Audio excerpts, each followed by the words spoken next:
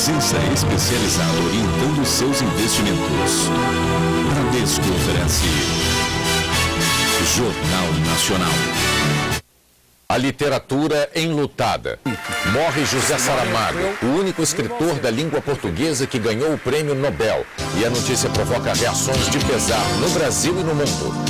Mais 2 favoritos fracassam na Copa. Contra a Sérvia, a seleção da Alemanha perde o artilheiro, um pênalti e um jogo.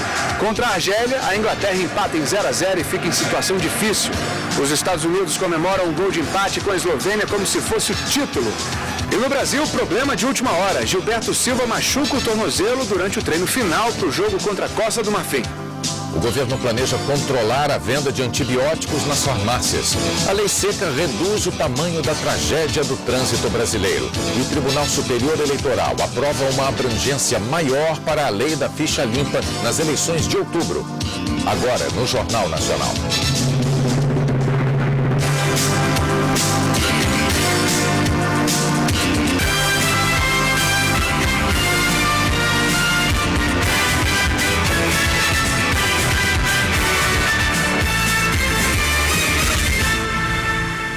Olá, boa noite. Para falar de Copa do Mundo, nós vamos direto para Joanesburgo, onde o frio não ajuda muito quem precisa se recuperar da rouquidão. Por isso, enquanto a Fátima Bernardes descansa a voz, o Jornal Nacional tem a colaboração especialíssima de Tadeu Schmidt. Boa noite e obrigado, Tadeu. Boa noite, Bonner. Não precisa agradecer, imagina. Enquanto a Fátima estiver recuperando a voz, eu estarei à disposição. E vamos à Copa. Nessa Copa a gente já viu os tropeços da Itália, da França e da Espanha. E hoje foi a vez da Alemanha e da Inglaterra. Primeiro a gente vai falar da maior surpresa do dia. Derrota dos alemães para a Sérvia. Renato Peters e Kleber Schettini contam como foi. Alemães sem modéstia. Quando digo que sou brasileiro, este provoca. Vejo você na final e desta vez vamos ganhar do Brasil. E o gol esteve mais perto da Alemanha do que da Sérvia. Mas tinha um árbitro espanhol no meio do caminho. Quase faltou espaço para tantos nomes. Alberto Undiano mostrou 9 cartões amarelos. Klose abusou, levou 2 e acabou expulso ainda no primeiro tempo. Dizem que numa Copa do Mundo, torcida e jogadores se tornam um só, representam um país. A torcida aqui na arquibancada, os jogadores no gramado. Mas não existem barreiras que possam separá-los, muito menos um fosso. Ninguém parou o Jovanovic. Ele saltou a placa de publicidade, a grade de proteção e sumiu. Ressurgiu para abraçar os compatriotas. Tudo começou no cruzamento de Krasic, passou pela cabeça de Zigic e terminou nos pés do camisa 14. A Alemanha viu o empate bater na trave e depois ser mandado para longe. Tiveram uma mãozinha no voo desastrado do zagueiro Vidic. Pênalti. Podolski bateu e o goleiro Stojkovic se tornou mais um herói numa tarde especial para o futebol da Sérvia. A trave ainda salvou os alemães 2 vezes de levarem uma goleada. É a primeira Copa deles como país independente e a primeira vitória. Eu estou orgulhoso e feliz. É um grande momento para os jogadores e para o meu país, disse o autor do gol. Agora é levantar a cabeça, olhar para frente, para a próxima partida que temos que ganhar. Ganhar. A Sérvia ainda está aprendendo como é. Torcida e jogadores ainda têm muitas Copas pela frente. A seleção da Argentina saboreou hoje a repercussão da goleada sobre a Coreia do Sul. E o dono do jogo teve direito a um mimo especial. César Tralli e Ari Júnior mostram pra gente. Cenário de conto de fadas. Não é mesmo para se sentir no paraíso depois da goleada de ontem? Folga mais do que merecida, mas sem sair da concentração para evitar o assédio. Maradona mandou fazer um churrascão, com carne argentina, é claro, e deu de presente para o artilheiro Higuaín um super videogame com direito a passar o dia inteiro se divertindo na frente da TV. Parece pouco, não para Higuaín, que é doido por videogame e tem fama de imbatível nos campeonatos de futebol. Treino não virtual, apenas para reservas e menores de 18 anos, sob a batuta de Dom Diego. O capitão Mascherano e o zagueiro Samuel são só elogios para a estrela da goleada. Estamos contentos porque... Mascherano afirma que o ataque foi mágico e que Higuaín, artilheiro do Real Madrid, honrou a camisa da Argentina. Um patriota de chuteiras, francês de berço. Gonzalo Higuaín nasceu na cidade de Brest, porque o pai jogava futebol num time da França. Para a felicidade dos argentinos, escolheu este uniforme azul e branco. Mascherano insiste que o ataque com Higuaín, Tevez e Messi é o melhor da Copa e que a Argentina vai partir para cima da Grécia e de quem vier pela frente. Messi brilhou, mas ainda não marcou. Higuaín dedicou os 3 gols aos 2 pais, Jorge Higuaín e Diego Maradona. Como disse bem hoje o capitão Mascherano, Higuaín e a equipe argentina são a imagem e semelhança do pai de todos. Uma seleção obcecada com o caminho do gol. Em toda a Copa, é normal a gente acompanhar o desempenho dos argentinos quase com o mesmo interesse dedicado ao Brasil. E eles por lá fazem a mesma coisa. A Copa ainda está começando, a seleção brasileira só jogou uma vez, a Argentina 2. Mas só como exercício, vamos ver uma comparação entre os dois? O nosso camisa 10 ainda não jogou no padrão Kaká de qualidade. O camisa 10 deles já é o nome da Copa, mesmo sem ter feito um gol sequer. Veja essa jogada. Ataque argentino, 5 sul-coreanos partem para cima do Messi. Covardia. Só 5 contra o Messi. Enquanto o futebol do craque passa por cima dos adversários, o sul-coreano se vira pensando: ai meu Deus, o que eu faço agora? Pois é, assim nasceu mais um gol argentino. Gol do camisa 9 deles, Higuaín, artilheiro da Copa com 3 gols. O nosso camisa 9, nosso artilheiro, ainda não mostrou sua força, só deu um chutezinho a gol. Agora me diga qual é o número mais impressionante, 9 ou 8? Dunga. 9 segundos com a língua de fora. É um cacuete do nosso treinador. Maradona, vai contando. 8 vezes o sinal da cruz. Cada um com seu jeitão. Este é Dunga sofrendo um gol da Coreia. Este é Maradona sofrendo um gol da outra Coreia. Dieguito é engraçado. Marrento, metido, mas divertido. Mãozinha no bolso, mas manda a bola na direção dele para ver. E mão de volta no bolso. Dunga comemora o gol dando abraço. Maradona comemora abraçando. Todo mundo. Maradona é extravagância. Dunga é seriedade. Dunga é o pai rígido, obstinado, focado no trabalho, que de vez em quando se permite um carinho nos filhos. Maradona é o paizão com seus jogadores. Tanto amor, tanta demonstração de amor, que um jornalista perguntou: por que tanto? Enquanto ouvia a pergunta, Maradona já ia respondendo: Me gustan las mujeres, estoy saliendo con Verônica. Eu gosto é de mulher, ele afirmou. Rubia. Dizem que eu desmunheco, mas não é assim não. Que quiebro la muñeca y no es así. É bom lembrar que a Argentina já fez 2 jogos. O Brasil pode estar guardando um encanto para o segundo jogo e o que vier depois. E todas as vezes que a seleção do Dunga pegou a Argentina, detonou. Aqui na África do Sul, este confronto só aconteceria numa semifinal ou numa final. Aí sim, a gente vê quem fica com os melhores números. Eu tenho certeza que no final vai dar samba. O meio-campo Gilberto Silva machucou um dos tornozelos hoje e ainda não se sabe se ele vai jogar contra a Costa do Marfim no domingo. Eric Faria e Antônio Gil acompanharam a parte do treino que foi aberta à imprensa. O balé das águas. O balé da bola. A seleção trocou de casa. Deu um tempo para o desgastado gramado da escola de Hamburgo. Os jogadores estrearam o novo campo com uma roda de bobinho bem animada. Correram também acompanhados de um pôr do sol belíssimo. Só não deu para descobrir nada. Depois de 27 minutos, a comissão técnica determinou que todos os jornalistas deixassem o campo de treinamento. E o trabalho mais importante, antes da partida contra a Costa do Marfim, foi fechado. Durante o coletivo, que não pôde ser gravado, Gilberto Silva machucou um dos tornozelos e foi substituído por Josué. O volante titular está fazendo tratamento e passou a ser dúvida para o difícil compromisso de domingo. Os africanos têm uma equipe rodada, ao contrário dos norte-coreanos. Média de idade de 27 anos. 22 dos 23 jogadores atuam em clubes europeus. Eu acho que vai ser o nosso jogo mais difícil. E pegado também. Contra Portugal foram 18 faltas, 5 no craque Cristiano Ronaldo. A Costa do Marfim vem de saúde. Eu acho que eles não vão jogar marcando tanto que nem jogou a Coreia. Claro que a gente respeita todos os adversários, mas a gente está mais preocupado com o nosso futebol do que com os adversários. Então a tendência da seleção brasileira é melhorar a cada jogo, né? No primeiro jogo não houve precisão, 31 cruzamentos e nenhuma cabeçada perigosa, 26 chutes e 2 gols. Talvez hoje Dunga tenha usado o novo campo para melhorar esses números.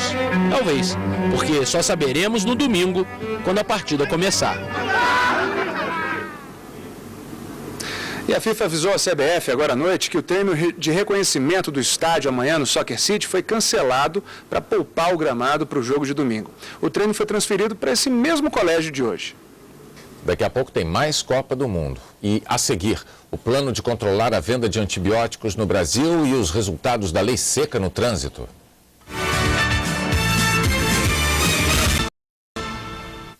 No próximo domingo, a lei seca vai completar 2 anos. Uma pesquisa divulgada hoje pelo Ministério da Saúde mostrou o resultado do rigor maior sobre os motoristas.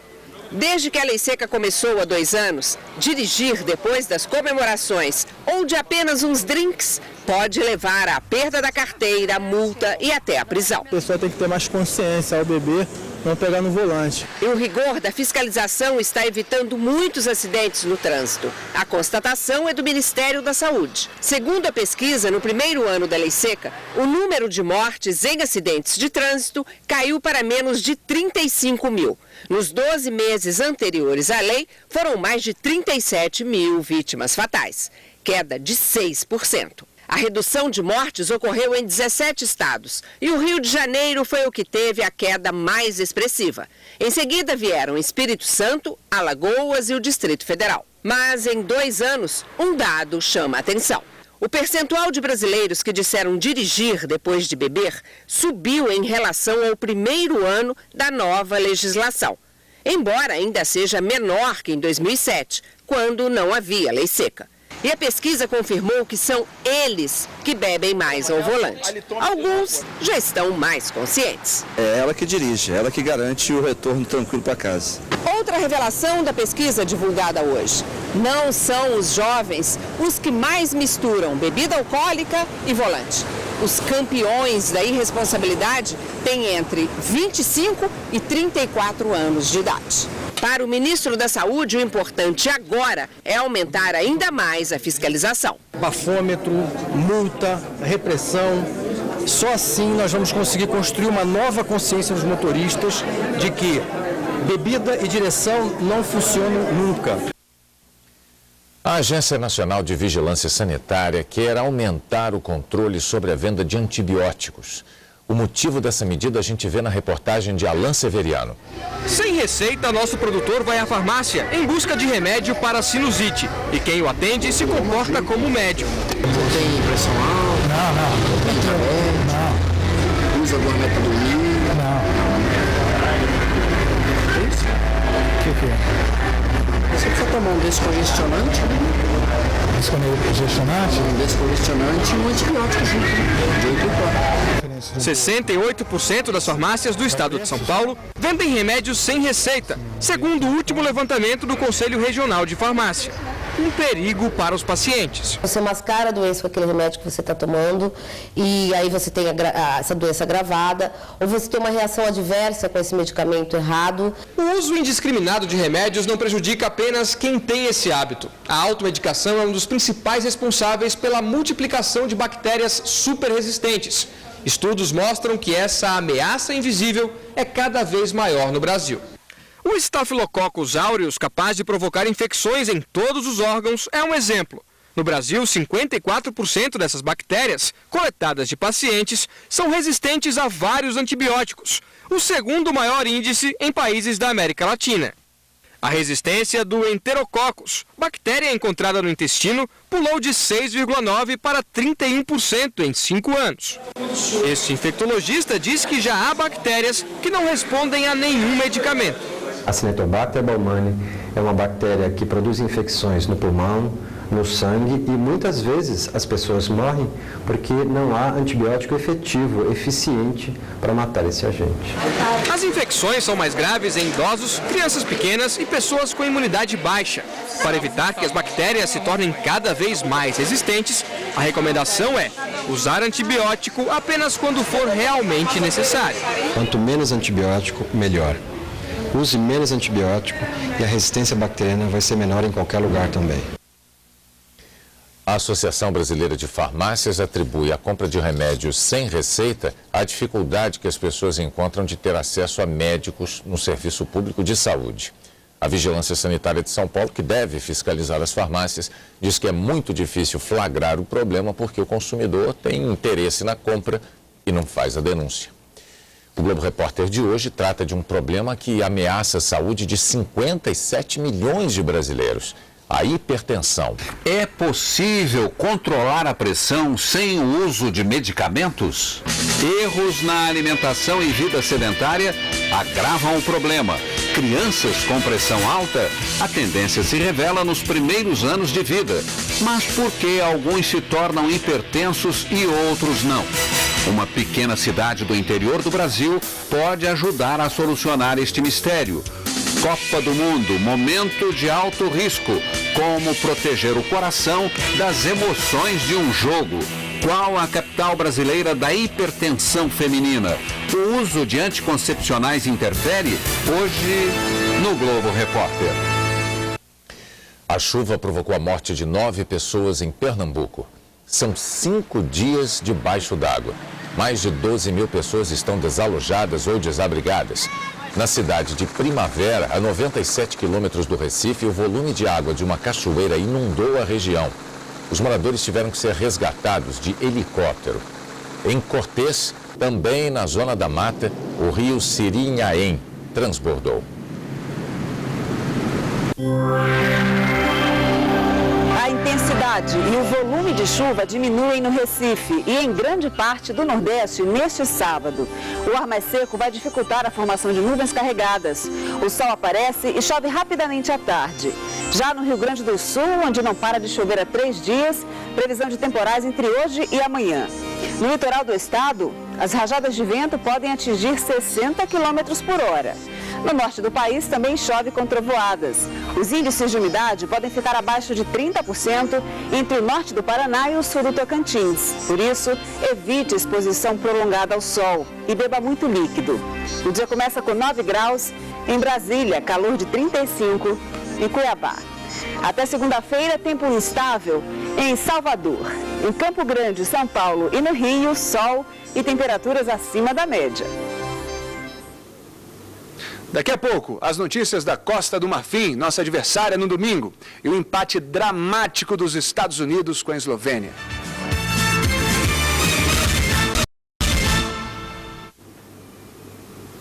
Agora, 1h37, voltamos a falar ao vivo de Joanesburgo. Um dos jogadores mais importantes da seleção contou hoje o que sentiu ao participar pela primeira vez de um jogo de Copa. E revelou também o que pretende fazer no fim do Mundial. A reportagem é de Tino Marcos e Álvaro Santana. César hoje, falante, brincalhão, o gozador de sempre. 3 dias atrás, ficou sem palavras. Era como o dia de uma formatura muito aguardada. Quando eu estava entrando ali em campo, representando o meu país, na minha primeira Copa do Mundo, jogando, realmente foi uma emoção que acho que só o jogador que vive pode sentir. Então foi realmente um momento muito especial para mim, foi a realização de um sonho. Mas se tivesse um baile de formatura, ele quase não teria dançado. Ficou muito sozinho. Nem o zagueiro Juan o ouvia. Não uma, nem 2. Não foram 3, não foram 4. Foram 5 gritos. Em 90 minutos, fez só 2 defesinhas banais. Eu estava muito ansioso para tocar na bola, entendeu? Acho que quando a bola não chega constantemente no gol é uma coisa complicada. E a única bola realmente perigosa passou. A bola que foi no gol acabou entrando, fiquei triste, acho que como todo o sistema defensivo também. Agora, contra adversários mais fortes como Costa do Marfim e Portugal, tudo indica que ele vai ter mais trabalho. e terá adversários de peso pela frente. Drogba, Cristiano Ronaldo. Aliás, qual dos dois seria o mais perigoso? O Ronaldo, ele, tecnicamente, acredito que é superior ao Drogba, um jogador mais habilidoso, um jogador que chuta bem. Júlio foi um dos goleiros que menos trabalharam até agora na Copa. E já viu grandes momentos, como a defesa do hondurenho Valadares contra o Chile. Uma defesa muito bacana, foi uma defesa que acredito eu, a defesa por enquanto mais bonita da Copa. Campeão italiano, europeu de clubes, Júlio não tem pequenas pretensões na África. Promete segurança e braço forte até o esperado encontro com a Copa do Mundo. O Luiz falou que ele não consegue ficar 5 minutos com o troféu porque pesa muito. E eu falei para ele que se eu ganhar, eu vou querer ficar uma hora e meia com o troféu. Pode ficar bastante tempo. Os nossos adversários também treinaram a portas fechadas hoje. Marcos Uchoa e Sérgio Guils mostram que os jogadores da Costa do Marfim ganharam mais confiança depois do empate na estreia com Portugal. O hotel onde está a seleção da Costa do Marfim fica a 1 hora de Joanesburgo, mas em termos de tranquilidade a distância parece bem maior. A agitação normal que rodeia uma seleção africana aqui não tem vez. E hoje eles fizeram um treino fechado para aprontar alguma coisa para cima da seleção brasileira. 2 jogadores vieram falar com jornalistas. Os 2 são de meio campo, os 2 são defensivos. Atacar o Brasil? A pergunta provoca risos. Eboué diz que o técnico pediu para eles protegerem bem a área, se defenderem bem e, se puderem fazer um gol, melhor. Tioté e Eboué jogam respectivamente na Holanda e na Inglaterra. Tioté diz que viu muito Ronaldo, Romário. Eboué diz que admirava Garrincha e Cafu e que na África todos sonham jogar contra o Brasil. Pode ser um sonho, mas todos aqui estão bem de pés no chão e bastante otimistas. Para torcedores e jogadores, tudo mudou depois da boa atuação contra Portugal. A seleção da Costa do Marfim, que foi eliminada pela Argélia no início do ano no Campeonato Africano de Seleções, essa não inspirava muita confiança. Agora é diferente. O hotel se intitula A Casa da Costa do Marfim, mas a presença brasileira ronda a todos. E como a cara de Kaká mostra, ninguém está aqui para brincadeira. Eslovênia e Estados Unidos fizeram uma das melhores partidas da Copa até agora. E um erro da arbitragem impediu que teria sido uma vitória heróica dos americanos. Abel Neto e Eduardo Ricken acompanharam o jogo.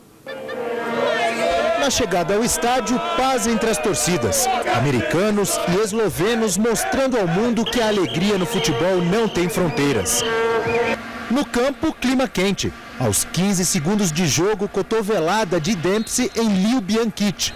Início de confusão e nenhum cartão amarelo. A resposta eslovena veio na bola, no pé esquerdo de Birsa. Golaço de fora da área. Da Eslovênia! E muita dança para comemorar. O goleiro Handanovic voou para evitar o empate. Fez outra defesa na falta cobrada por Torres. Pressão dos americanos e o castigo no contra-ataque. Liu Bianchit. A festa eslovena aumentava e deixava os americanos perplexos. A vitória classificava os eslovenos para as oitavas de final da Copa do Mundo. Mas ainda faltava o segundo tempo. E acredite, o jogo terminou assim, com a alegria dos americanos. Donovan aproveitou o erro de César, soltou a bomba, começava a reação. Ele bateu direto! Gol!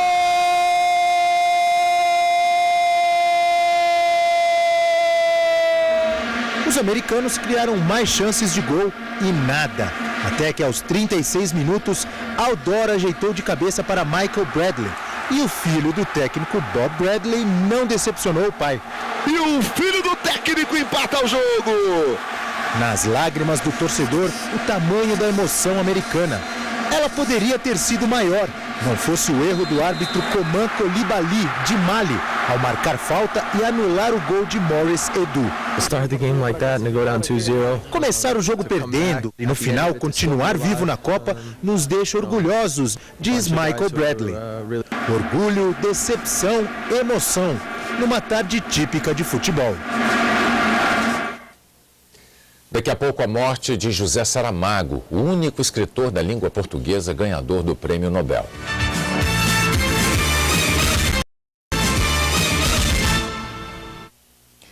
hoje na Espanha o escritor José Saramago, um dos maiores nomes da literatura contemporânea. Foi o único autor de língua portuguesa a receber um Nobel de Literatura. Saramago tinha 87 anos e sofria de complicações pulmonares. A reportagem é de Marcos Lozecan e Paulo Pimentel, os nossos enviados especiais às Ilhas Canárias, que ficam ao sul da Espanha e a noroeste do continente africano.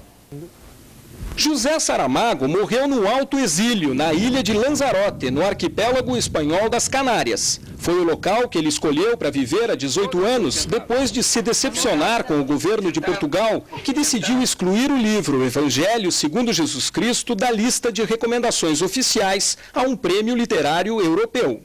No livro, Saramago, ateu e ferrenho crítico da Igreja Católica, colocou Jesus como filho de José e não de Deus. Saramago morreu ao lado da mulher Pilar del Rio. Nos últimos anos, tinha sido internado diversas vezes, na maioria por problemas respiratórios. A morte de Saramago foi muito lamentada na Espanha. O primeiro-ministro José Luís Zapatero disse que ele era um escritor cuja palavra atravessou o mundo graças à sua consciência crítica. Os políticos portugueses também falaram sobre a importância do escritor.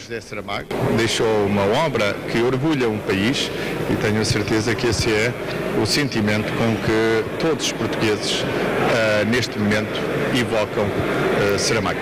A Igreja Católica Portuguesa afirmou que o país perdeu um expoente crítico com o qual sempre soube dialogar. O velório de Saramago está sendo realizado na biblioteca que leva o nome dele aqui na ilha de Lanzarote. Amanhã, um avião do governo português deverá transportar o corpo até Lisboa, onde também será velado. No domingo, o corpo vai ser cremado. Metade da cinza será espalhada em Azinhaga, cidade natal do escritor. A outra metade voltará para cá. O amigo Francisco Oliveira, dono desse restaurante em Lisboa, lembrou a relação dele com os admiradores. Ao contrário daquilo que dizem, era um homem era um homem duro, mas não era tão duro como as pessoas têm a imaginação. Se alguém se levantasse e o abordasse, ele era impecável. José Saramago escrevia com um estilo muito característico. Por isso mesmo, a obra dele se destacou tanto pelo conteúdo, pelas histórias que ele criava, quanto pela forma como contava essas histórias. Era um homem apaixonado pela mulher, pelos livros, pela vida, como mostra o repórter Ednei Silvestre. Honrarias teve muitas. Uma delas, o maior prêmio literário do mundo, o Nobel. Ele conseguiu mostrar para o mundo um pouco de Portugal, um pouco do Brasil, o Brasil que esteve presente em suas obras. A morte dele chocou os amigos com quem mantinha contato frequente. Senti como se me tivessem batido com força e eu tivesse perdido um pouco o ar. O escritor que revolucionou a literatura era filho e neto de analfabetos. Homenageou o avô Jerônimo quando recebeu o Nobel em 98. O homem mais sábio que conheci em toda a minha vida não sabia ler nem escrever. Os avós criavam porcos. A mãe era faxineira. Saramago estudou em escola técnica, tinha diploma de mecânico de automóveis. Comunista, foi muito criticado pelas opiniões polêmicas. Uma vida sempre surpreendente. Tinha mais de 40 anos quando começou a ser conhecido. Tinha passado dos 60 quando se apaixonou por uma mulher 30 anos mais nova, Pilar del Rio.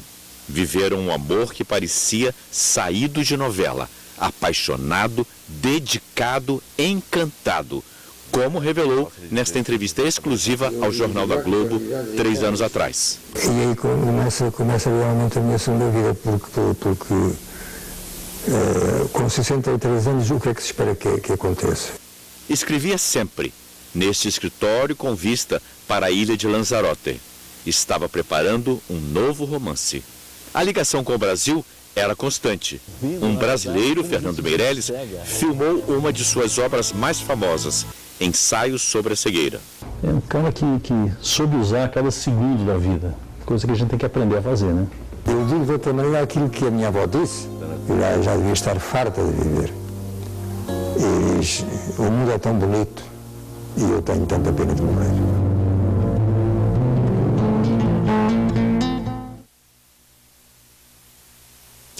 O presidente Lula divulgou uma nota de pesar em que afirma que José Saramago contribuiu de maneira decisiva para valorizar a língua portuguesa. E a Academia Brasileira de Letras, Tadeu, decretou luto de 3 dias.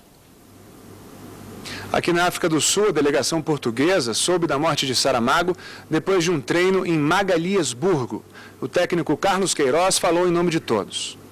O mais importante da sua presença, que vai ficar na memória da cultura, é exatamente este legado de inovação, de infindável criação e de perfeição e de trabalho e de obra, que acho que deve ser exatamente aquilo que deve ser mais aproveitado, na minha opinião, para que as outras gerações percebam que há sempre um sonho à frente, há sempre algo para dizer, algo para fazer e algo para refletir. Veja a seguir, a Justiça Eleitoral aprova uma abrangência maior para a lei da ficha limpa nas eleições de outubro. 2 empates em 2 partidas e a Inglaterra se complica.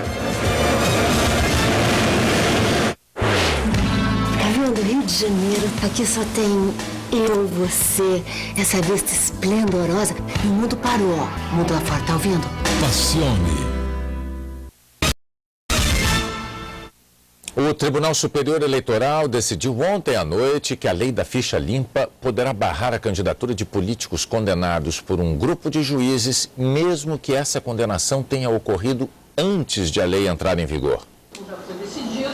Para o TSE, ficha limpa deve ser um pré-requisito para quem vai disputar as eleições. Resulta da necessidade de exigir dos candidatos vida pregressa compatível para o exercício de mandato. A lei torna inelegível o candidato condenado na justiça por um colegiado, um grupo de juízes. O candidato tem o direito de recorrer da decisão que o impede de disputar as eleições. E os processos contra ele passam a ser julgados com prioridade. Profissional condenado por conselho de ética da categoria e proibido de exercer a profissão também fica inelegível. O político com mandato que for condenado pela justiça fica proibido de se candidatar a qualquer cargo pelo resto do mandato e mais 8 anos. Quem renunciar ao mandato para fugir da cassação fica inelegível. Embora não tenham tratado de um caso específico, os ministros do TSE sinalizaram que políticos que renunciaram ao mandato antes da entrada em vigor da lei da ficha limpa podem ser proibidos de disputar as eleições de outubro. Mas os tribunais regionais eleitorais é que vão dizer quem não terá o direito de se candidatar.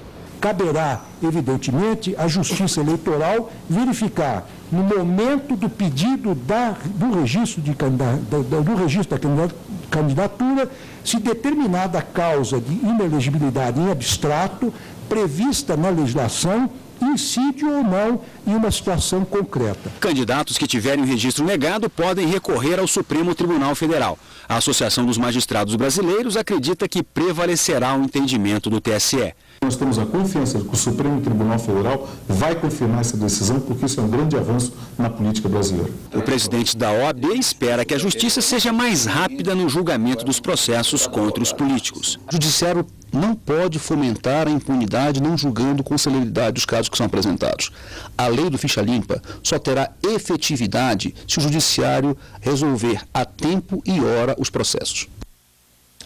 A candidata do Partido dos Trabalhadores à presidência da República visitou hoje em Madrid o primeiro-ministro da Espanha. O encontro de Dilma Rousseff com José Luís Zapatero foi no Palácio de Moncloa, sede do governo espanhol. Na conversa de pouco mais de 1 hora, os dois falaram, entre outros assuntos, sobre as medidas que a Espanha está tomando contra a crise econômica grave que o país enfrenta. Aqui na África do Sul, depois de empatar com os Estados Unidos na estreia, a Inglaterra voltou a decepcionar nessa Copa. O empate com a Argélia deixou a equipe numa situação difícil. A gente vê como foi o jogo na reportagem de Ernesto Palha e Márcio Torres. Desta vez, ninguém pode botar culpa neles. Os maiores frangueiros da Copa ficaram no banco. O inglês Robert Green e o argelino Fawzi Chaouchi assistiram ao jogo tanto quanto os príncipes ingleses e o rei David Beckham, que só veio à África para torcer. Hoje era aniversário do técnico da Inglaterra. mas o italiano Fábio Capello ficou sem presente, igualzinho a torcida inglesa. O time só conseguiu fazer o primeiro ataque depois de meia hora de jogo e sem resultado. O pássaro parece ter entendido tudo, encontrou pouso seguro sobre o tranquilo gol argelino. Duvida da sensibilidade futebolística da ave? Então olhe só, no intervalo ela decola para acompanhar o goleiro argelino, dono de uma curiosa tatuagem alada na nuca. Na segunda metade do jogo, o desespero empurra os ingleses, mas os erros superam qualquer gana de vencer. A incompetência dos colegas chega a atrapalhar a fria elegância de David Beckham. Os argelinos jogam de igual para igual. Hoje os inventores do futebol não meteram medo em ninguém. Os argelinos têm toda a razão para comemorar. Apesar do time deles estar terminando esta rodada do Grupo C em última colocação. Mas eles criaram um problema sério para os representantes do futebol mais caro do mundo. Agora a Inglaterra é a terceira colocada do Grupo C e vai ter de suar a camisa para continuar nesta Copa.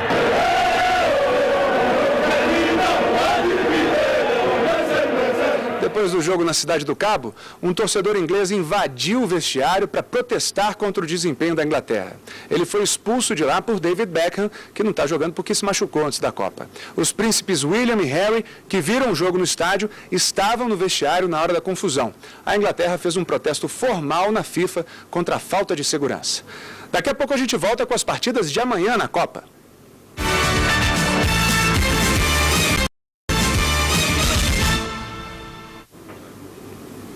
A FIFA anunciou hoje o árbitro do jogo do Brasil contra a Costa do Marfim no domingo.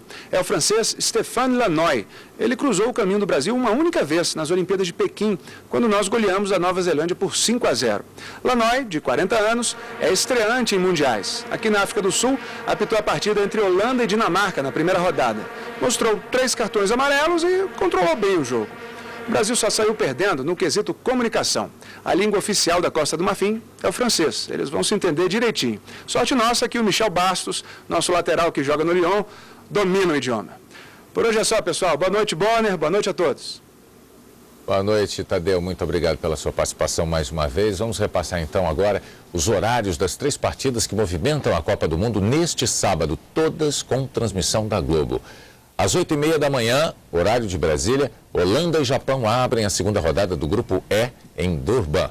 Logo depois, às 11h, Gana e Austrália jogam pelo Grupo D na cidade de Rustenburgo. E Camarões e Dinamarca, também do Grupo E, fazem o último jogo do dia em Pretória.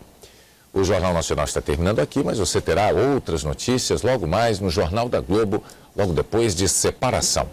Boa noite e bom fim de semana.